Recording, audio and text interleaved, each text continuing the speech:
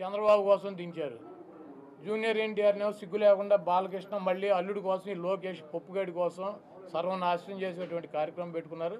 ఇటువంటి బాలకృష్ణలో ఇటువంటి చంద్రబాబు నాయుడు 1000 మంది వచ్చినా కూడా జూనియర్ ఎన్టీఆర్ ఊడిపోయినటువంటి ఇంటర్ కూడా పేర్లేరు. సార్ వచ్చే ఎన్నికల్లో కొడాల నానికి డిపాజిట్లు కూడా రావు అని చెప్పేసి టీడీపీ నేతలు ఇవాళ సభ ద్వారా మేము ప్రూవ్ చేస్తామని చెప్పి టీడీపీ నేతలు. చంద్రబాబు 2014 ఎన్నికల ముందు 3 సభలు పెట్టాడు గుడివాడలో. అప్పుడు కూడా ఏ సొల్లు కబుర్లు.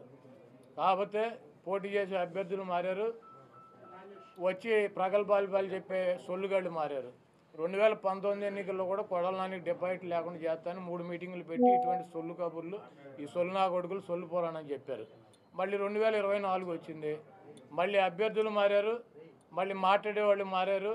ఈ గుంటనక్క మాత్రం వీడు ఎట్టాగా ఉన్నాడు. ఇప్పుడు 2 మీటింగులు అయినాయి, ఇది 3వ మీటింగ్ పెడతాడు. ఎన్నికల్లోపు నా ఊడిపోయిన ఇంటర్ కూడా పేర్లేరు. కృష్ణా జిల్లాలో వైసీపీ ఖాళీ అయిపోతుందని కూడా చెప్తున్నారు సార్. మొత్తం జాయినింగ్స్ వరుసగా ఉన్నాయి, ఎక్కడ పెట్టుకోవాలి ఎక్కడో పెట్టుకోమనండి.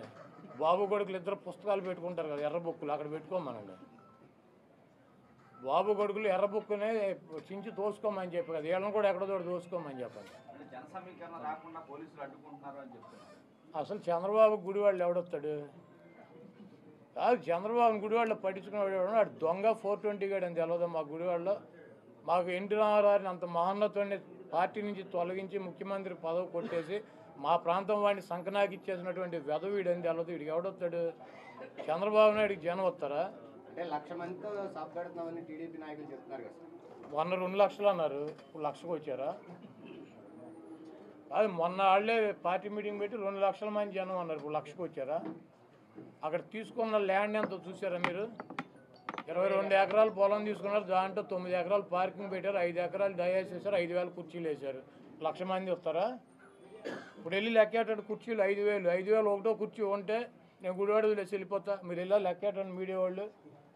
22 ఎకరాల ల్యాండ్, 7 ఎకరాలు పార్కింగ్, 9 ఎకరాలు పార్కింగ్, 5 ఎకరాలు ఏమో డయాస్ అంట, ఆయన సెక్యూరిటీ అంట.